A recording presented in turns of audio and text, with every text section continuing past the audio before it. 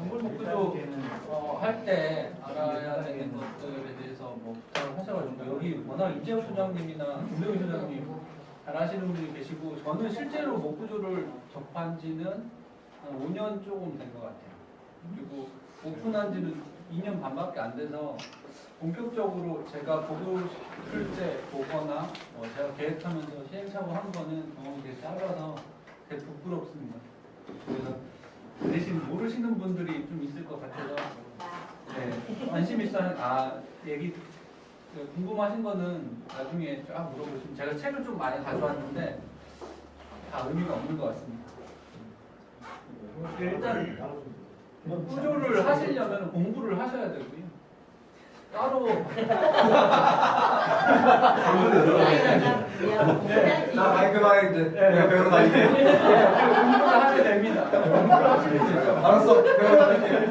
우리 아직 끝이야? 네, 그래서 하고 있는데 제가 공부한 얘기를 좀 하면 저는 책을 사서 봤고요. 그게 좀 부족해서 좀 뭐 목조 건축협회 들어가서 구조 기준이라든가 이런 것들을 왜 필요한지 왜 저런 걸 얘기하는지 좀 궁금해서 했고 조금 전에 다시 공부하려고 내가 파일을 달라고 그래. 아니 이거 받아보려야지. 이거 말고 이게 그래 이거는 중요한 게 아니고요.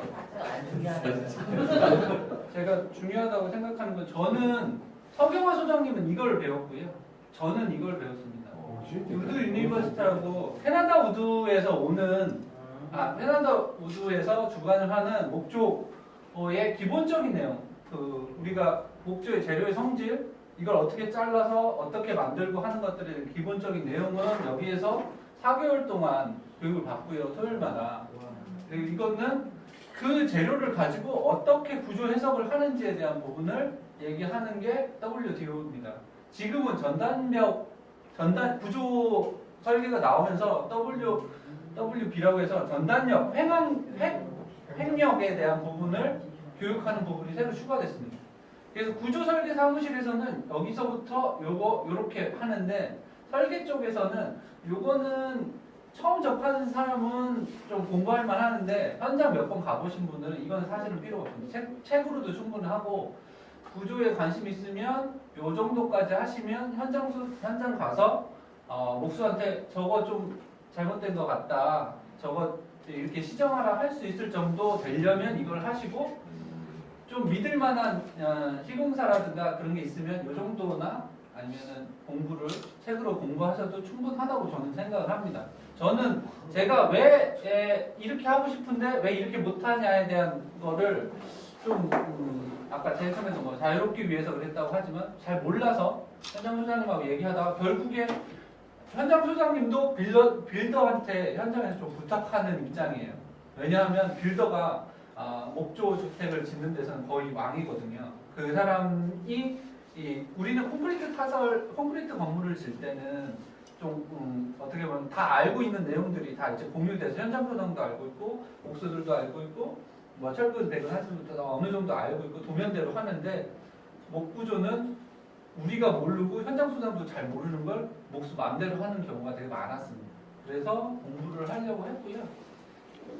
거기 가면 정태욱 이사님이 여기 설계 허용 응력 계산하는 법 이게 이제 이게 응력에 대한 부분 좀 복잡한데 하여튼 구조에 대한 부분을 왜 구조 계산서가 어떻게 나오고 목구조는 그 구조 계산서에 허용 치수들을 얼마큼 주는지에 대해서 다 설명을 합니다. 구조를 그냥 공부를 해요. 생으로. 그래서 제가 학교 다니면서도 구조 교수님하고 사이가 안 좋았는데 여기에서도 좀 어려움이 있었습니다. 그 대신 제가 배운 건 이거를 이게 어떻게 흐름이 있겠구나라는 거를 그냥 배운 거라서 이걸 다 풀어놓는 데는 되게 부족합니다. 그리고 그거는 현장에서 좀 많이 배운 것도 있고 그걸 이론적으로 좀 안 맞는 부분도 있어서 그냥 제 나름대로 그냥 제가 정리하면서 진행하고 있습니다. 그래서 그리고 저는 5스타 다 위원이셔가지고 잘 알고 계시지만 5스타에서 정하는 KBC 코드 그러니까 이따가 구조 기준에 대해서 뒷부분 제가 말씀드릴 건데 거기에 목구조는 어떻게 해야 된다고 다 돼 있어요. 그대로 시공하면 됩니다. 근데 이대로 시공하는 시공사는 전국에 한 군도 없습니다. 제가 자신 있게 말합니다. 한 군도 없어요. 한 군데도. 그렇게 하려면 콘크리트보다 훨씬 더 비싼 건물입니다. 그래서 4분 44분. 예, 그렇죠. 그래서 목조 주택을 여기 보시면 단열재 이렇게 들어가 있잖아요. 외벽에 모서리 벽하고 만나는 부분에 들어가 있는 이런 시공, 여기에 홀다운이 밑에서 올라와서 이걸 타이로 홀다운 두 개 스터드마다 이렇게 해달라는 구조에 써 있는 대로 그대로 시공하는 시공사를 찾기도 힘들고, 그런 거를 보는 것도 공부를 해야 돼요. 그게 내부는 모르죠. 예. 그래서 콘크리트보다 따로 공부를 해야 돼요. 결론은 그렇습니다. 그리고 목구조 이제 여기에 철물 들어가 있는 이런 것들을 어떻게 하는지에 대해서 해야 되는데, 그거보다 이제 기초적인 거, 용어, 뭐 이런 용어들이 있습니다. 애프터, 입지, 뭐 비움 이렇게 다 영어에서 들어온 걸 우리나라 용어로 바꾸고, 이 책을 보시면 이런 게 다 있고, 현장 가면 이게 책대로는 아니더라도 좀 이렇게 다 비슷하게 이렇게 돼 있어요. 그리고 구조재나 뭐 이런 재료들의 평소에 저희가 보던 거랑 좀 틀린 것들은 기본적으로 공부를 하시면 되고, 거기에 제일 힘들었던 게 비트하고 인지. 저는 이게 좀 안 들어와요 아직도.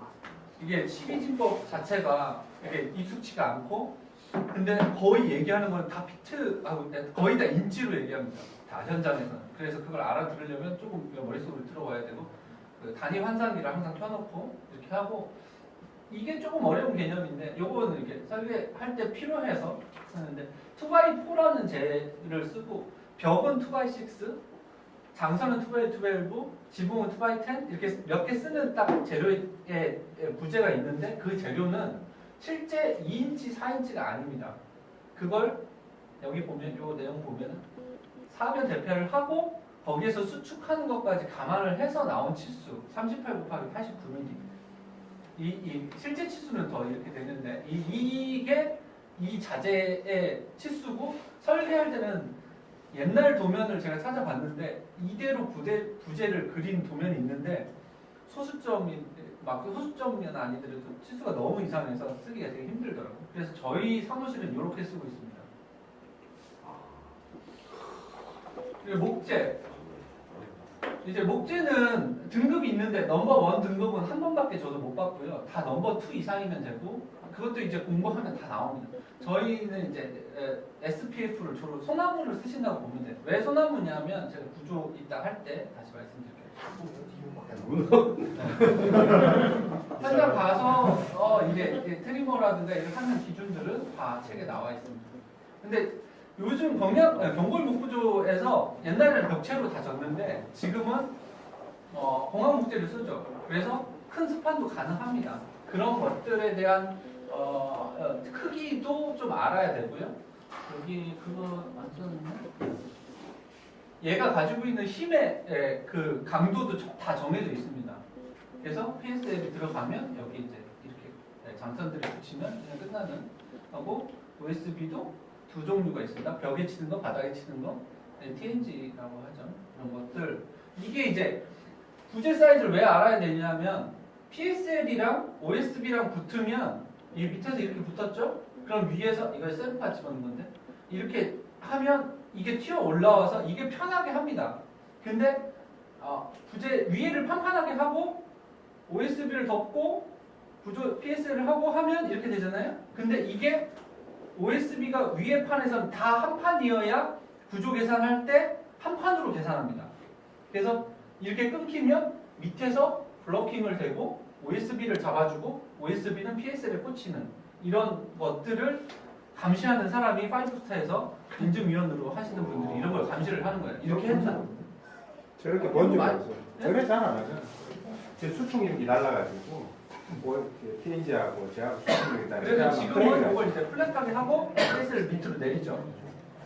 그리고 철물을 알아야 됩니다. 목재는 이제 다 하셨죠? 다 공부하셨으니까 목재를 다 알았으니까 목재하고 연결하는 건 철물로 합니다. 못하고 해머. 짜맞추려고. 철물 중에 이건 홀다운이라는 거 하는 건데 전담력이 이제 내진 설계가 나오면서 홀다운이 나오고 여기 볼트의 개수가 정해져 있어요. 이거는 예, 이제 마치겠습니다. 바로 듣는 거예요. 자, 배로 하는 걸로. 이게 허용 응력들을 다 철부로 해서 다 정해져 있어요. 몇 개 못을 박으면 얼마 힘을 하는지가 다 정해져 있어서 종류별로 쓰시면 됩니다. 그래서 이렇게 하는 그리고 구조 기준 KBC 코드를 한번 찾아보시고 목주주택은 한번 읽어보실만 해요. 8번에 있는데 여기 목구조가 있거든요. 그러면은 쫙 그대로 돼 있는 게 아까 그 구조 책입니다. 그리고 여기에 보면 아까 제가 교육받았던 고정계수의 적용 1.2냐 이런 것들을 다 거기에 써 있습니다. 그리고 11월 8일 날 최근에 바뀌었는데 건축 구조 기준 바뀐 것 같아요. 기준 양식도 다 한 번씩 업데이트가 됐어요. 또 다시 바뀌었어요. 김혁경 소장님이 말씀하셨습니다. 디자인된 건물은 소규모 기준으로 구조 계산할 수 없다고 딱 말씀하셨어요. 그리고 지금 여기에 보면 그대로 안 되면 결국에 저희가 써야 되는 건 디자인한 건물들은 이 양식을 써야 됩니다. 이건 못 씁니다. 콘크리트 제가 잘못했네. 이거 목 구조가 있어요. 그리고 저희가 이제 요거를 받아서 저희 이제 구조 기술한테 도장을 받고 또는인데 저희가 계산할 수 있으면 여기다 도장 찍으면 되죠. 구조 계산서를 만들려면 우드웍스나 아니면 다른 프로그램을 쓰면 됩니다. 그리고 이제 이렇게 구조 도면이 올 줄은 알아야 돼요. 왜냐하면 감리를 하거나 감리를 하지 않더라도 내가 변경을 하려면 구조가 어떻게 되고 ZW이 들어가는지 PSL이 들어가는지 해야 되고 시공은 이 땅에 작성까지만 하고 철근 배분하고 토대 제일 중요한 건 토대죠. 여기 보이시죠? 이렇게 돼 있는 시공사하고는 절대 거래하시면 안 됩니다. 네, 세기로 수평 이 홈페이지에 들어가면 평활도를 맞추기 위해서 레이저로 평활도를 맞췄습니다 하고 올렸어요. 자기네 홈페이지에 2015년에 세기로. 평활도를 우리는 잘 맞췄습니다. 세기로 이거 그대로 마감됩니다. 좀 우울하죠. 방통 치고 나서 일부 잘라 커팅하는데 이런 시공사 만나면 안 되고요. 내가 가고 타이백을 붙이고 볼조는 이제 그러면 끝납니다. 그리고 안에 단열재 단단열이죠. 복조는 그래서 우레탄 폼을 쓰기도 하고 제일 중요한 게 여기 사이고 이 타이백 요 주변 붙여야 되는 것들 그리고 내장부터는 다 똑같아요. 다 일반 건물하고 똑같습니다. 석고부터 치고 마감하고 벽돌도 하죠. 제일 중요한 게 설계인데 설계를 제가 설계하는 어떻게 하냐면 저는 마감 지금은 벽돌이면 마감을 하는데 그냥 180으로 합니다. 90에 90 중심선 기준으로 2x6라는 재료가 아까 140 다 기억하시죠? 140이라고 써 있었잖아요. 2x6가 그러면 2x6가 140이면 중심선 기준으로 싱을 띄워서 다 하는데 바깥으로 90 하면 안으로 90 하면 어떻게 되냐면 안쪽으로 70 바깥으로 70에 석고보드 2P 바깥쪽에 OSB 하나 하고 레인 스크린이라고 들어갑니다. 그것도 이제 그거는 좀 더 공부하시면 아시는데 저는 레인 스크린 안 쓰고 드레인을 씁니다. 그리고 그거만큼의 여유 치수를 딱 하면 그냥 저는 이렇게 계획을 해요. 그리고 드레인 해봤어. 검증 안 됐어. 그래가지고 이제 저는 주권자에서 나오기 때문에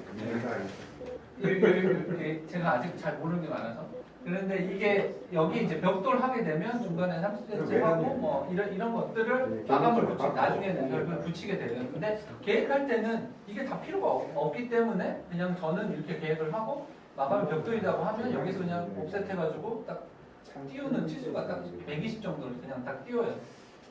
그리고 단면도 그냥 여기서 제가 말씀드리고 싶은 거는 땅하고 띄워야 되는 아까 그 5스타 할 때 토대 이렇게 지면하고 얼마큼 띄워야 된다고 딱 돼 있었죠. 30cm 이상? 근데 저는 30cm 이상으로 잘 못 띄웁니다. 왜냐면 단열재가 두꺼워지면서 지금은 저는 500 정도 차이 나게 하고 있어요.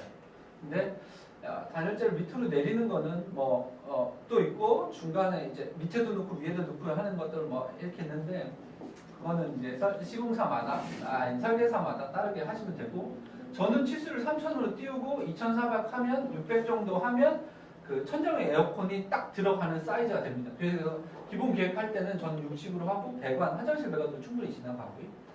이 정도로 계획을 하고 땅하고만 500 이상 띄워주고 그냥 여기 실링을 600 이거보다 더 타이트하게 하면 한 160 정도 딱 붙일 수가 있어요. 옛날에는 그렇게 많이 했어요.